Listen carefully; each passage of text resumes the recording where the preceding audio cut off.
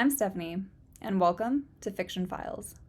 This is the playlist where I talk about all things writing, and I wanted to continue doing some character studies, and am revisiting shows I grew up with in the 90s. So I'm doing another Charmed video. Now, I'm going to say this up front. I love Charmed. I watch it like 5 days a week when I'm on the treadmill. I absolutely love this show, and know every episode, at least every episode of seasons 1 through 5, like the back of my hand. But the show does have some flaws. And I'm not talking the cheesy special effects in season 1 or plot holes. I'm talking about the character development. I've done videos on the characters of Cole Turner and Phoebe Halliwell already, and this video is focusing on the original middle sister turned eldest sister, Piper Halliwell. When I was watching this while it was on air, I loved Piper. I think she was my favorite, even though I identified more with Phoebe being the baby of the family. But now rewatching as an adult, I do think Prue is my favorite. I have a lot of love for Piper, but I also have some issues with her character. So, let's talk about Piper and what we can learn from her as writers. Her arc. Like I said in my Phoebe video, Season 1 Piper is unrecognizable from Season 8 Piper. Her overall arc was set up for her to embrace being the powerful badass she becomes. But that also means she lost a lot of the softness and sweetness that was so quintessential to Season 1 Piper. Now, I like Piper's snark in the later seasons, but I also miss who she was set up to be back when the show first started. She was the epitome of the nice girl next door. She was kind, generous, and wanted to be a good person. There's that whole subplot of her being afraid to go into the church now that she knows she's a witch. She was a romantic who loved love and didn't handle stress very well. She was timid and hesitant about being a witch, and just wanted to be a normal girl living a normal life. She's the sister who has been the most resistant to their witchcraft, and is often the first to volunteer to give up their powers. Unless the writers need her to push others into keeping their powers, and suddenly she's telling Phoebe that she can't give up on her gift, and that of course she and Leo can't bind their magical baby's powers. It's a part of him. Piper, it's a part of you too, and it's a part that you're always trying to get rid of.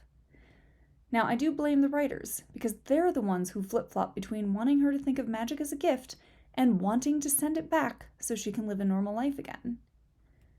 In the end, she does embrace her powers and all that it means to be a witchy woman and a sister and a mother. But her completion of her arc was quite disjointed, and ultimately, I think it hurt her as a character. It felt like instead of her choosing this life, she was kind of just beaten down by it and finally admitted defeat. To me, it came across as a bitter downward spiral. And I don't think this was intentional. Or at least I kind of hope not, or the writers and producers really wanted to dump on Piper. As writers, we need to think about our characters' arcs, where they start and where they'll ultimately end up.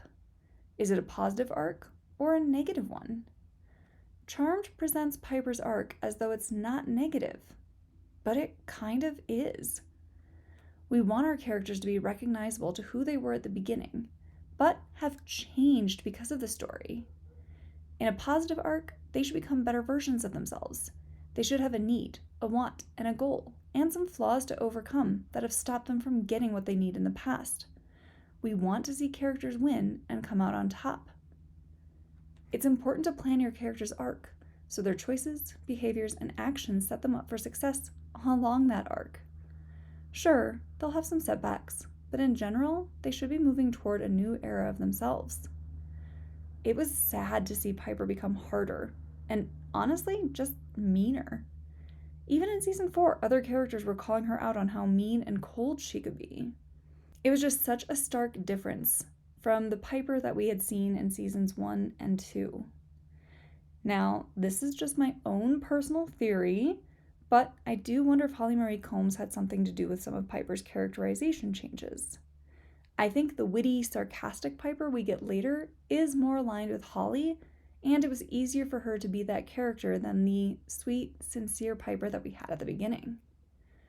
I do understand how what has happened to Piper would change her, and she'd be dealing with that for a long time. She has issues with magic taking things from her life, her sister, her mother, and even Leo at points. But she always chooses magic when she's given a choice to give her powers up. I guess she's technically outvoted in season 4 when Paige and Phoebe make the majority rule to stay witches, but in a way, it makes Piper become a martyr. Now, this too could be attributed to the fact that the storylines past season 5 kind of become repetitive and don't leave any room for the Charmed Ones to grow and evolve. She becomes very one-note and does the same things over and over again. As writers, we have to continue to evolve the characters and move the plot forward. I think one of the biggest complaints for books is a muddy middle. Sure, there are plenty of scenes and things are happening, but they're just happening to happen. They're not advancing the plot or character development. It gets repetitive and boring. We've seen this already, just with a different setting. It can be hard to cut scenes that take place at a fun location or that were super fun to write. But if the scenes aren't moving things forward, they need to be cut. It's better to say goodbye to a scene than have readers say bye to the entire story because they were bored. Her career. I loved Piper's early ambitions to be a chef. It really could have tied into her becoming a master at potions for their demon fighting. Unfortunately, though, it seems in order to compete with Buffy, the producers went the "we need musical guests" route and made Piper open a club instead. Now, they do provide an in-story explanation by saying it's less risk than opening a restaurant. But it didn't fit with Piper.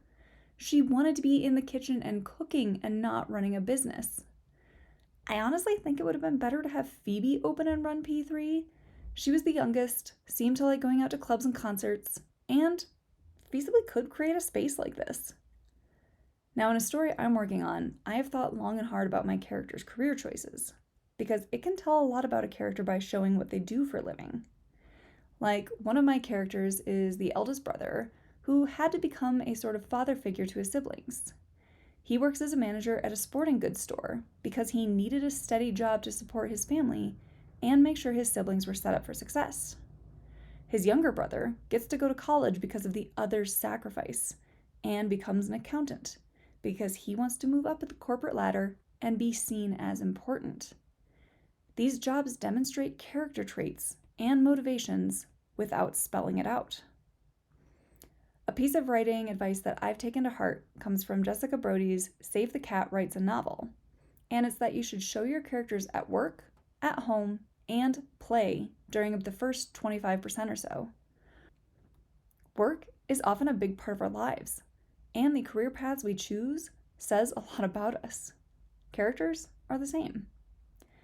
I do think Prue's and Paige's careers were handled well on the show, at least showing Prue working at the museum before moving to Buckland's auction house. They could have done so much more with Prue at the auction house and coming across items that dealt with the creature of the week or were cursed, and Paige's career underscored her White Lighter half and how she chose a career where she gets to help people, and for crappy pay. It shows that she's committed to being a good person. Now, I've already ranted how Phoebe's career was crap in her video, as she too had a lot of potential for helping people with magical problems via her column. But nope, she's just Carrie Bradshaw with a broomstick and a conical hat. I too wish that Piper had been able to follow her dreams early, or had the writers given her different aspirations she could have lived out. Her relationships.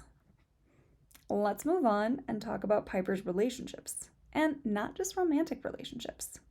The first few seasons really showed them being sisters. I completely bought the relationships between the girls. Prue and Piper were both mature and responsible, but Phoebe was great at helping Piper come out of her shell and try new things, while Piper helped her by guiding her with big sister advice. The most interesting sibling relationship on the show was the one between Piper and Paige.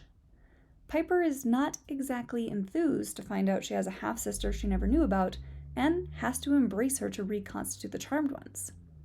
She starts out being cold toward Paige and kind of rebuffs her, Paige is excited to get to know her sisters, as well as learn more about magic. And at this point, Piper is pretty guarded. She resents what being magical has done to her life and terrified of losing more family, or even letting Paige into her life wherein she could end up losing her too. It was realistic.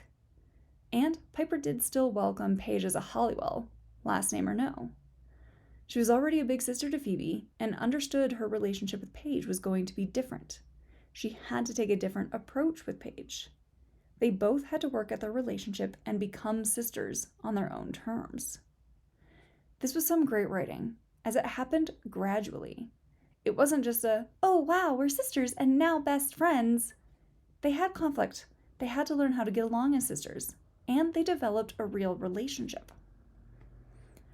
Her last non-romantic relationship I want to talk about is her relationship with Daryl. Poor Daryl. But seriously, I feel like Piper is often the rudest of the charmed ones to him. She always seems exasperated when he comes to the manor, or she gets annoyed when he asks questions, or she just comes across like she generally doesn't have time for him. Prue had a relationship with Daryl. Granted, she did know him better through Andy, but still. She always treated Daryl with respect. Phoebe seems to have a relationship with him. Paige has a relationship with him. Even Leo gets all buddy-buddy with Daryl, and Daryl is a groomsman for Cole. I would have liked to see a stronger friendship between Piper and Daryl, as he really does help them out a lot. Leo finally has to step in and help him out when the girls blow him off. It would have been a unique way to understand her better outside of her sisters and her relationship with Leo. They do this with Cole at the start of season 4, so I don't know why they didn't do it with Daryl too. Now, let's talk her romantic love interests. I'm just going to say this now. I love Leo, but man alive do I wish she could have been with Mark, the ghost, played by John Cho. Those two had some serious chemistry and were so cute together. But I guess Piper has a thing for dead guys, as she does end up with Leo. I really did love her and Leo. They set the bar high for fated lovers. Their relationship was forbidden, but it didn't keep them apart. They could not stay away from each other. They love each other so much. Even when Dan entered the picture in season 2, Piper's heart wasn't truly in it, which did make Piper a complicated character. On the one hand, she wanted to move on from Leo, and I do think she wanted to love Dan, but couldn't let go of Leo. That's human. It was hard to watch her struggle and figure out what to do, but she did do the right thing by following her heart and letting Dan find his own happiness elsewhere. She chose Leo, but wanted to end things with Dan first. And then she and Leo reunited at the end of season 2. I loved them in season 3 as they tried to elope and prove to the elders that they could make their relationship work and still save the world. She got her happily ever after with Leo, and it was cute. I was here for it. And then the writers pulled some shit. Just like The Office did with Pam and Jim, they split Piper and Leo up. I hated it. I know it adds conflict, but they were supposed to be couple goals. Now, they do get back together, but they kind of seem miserable together at that point. There's not as much romance. There's not that same spark. It didn't feel like a happily ever after anymore. In a way, it felt very similar to what they overall did with Piper as a character by giving it a downturn. Even a former demon, Drake, calls Piper out for being just plain mean. This is a demon who gave up his immortality to be a human for a year, knowing he would die at the end of it. And he has such a zest for life, he was compassionate, and he made the most of every minute before saying goodbye in style. I just wish Piper could have had the same arc. Her life was hard, but she could still choose to be compassionate and a force for good and not give up no matter what. Season 1 Piper had the right setup for that arc, as she was so kind, so good, and believed in the power of things like love and family. It was awful to see a lot of that stripped away from her character. I do think she deserved better. Another comparison I could make would be to the character of Sloth from the Goonies. He is horribly treated by his family, he is used, he is treated as less than human. But through all of that, He chooses to be good. He has every reason to be cruel, but instead chooses to be brave and kind and see the good in the world and try to be a source of good as well to inspire others to follow his footsteps. I really wish that is what they had ended up doing with Piper as a character. Because again, I think she deserved better. So, what else can we learn as writers by studying characters like Piper Halliwell? Share your thoughts in the comments below. Thanks for watching Fiction Files.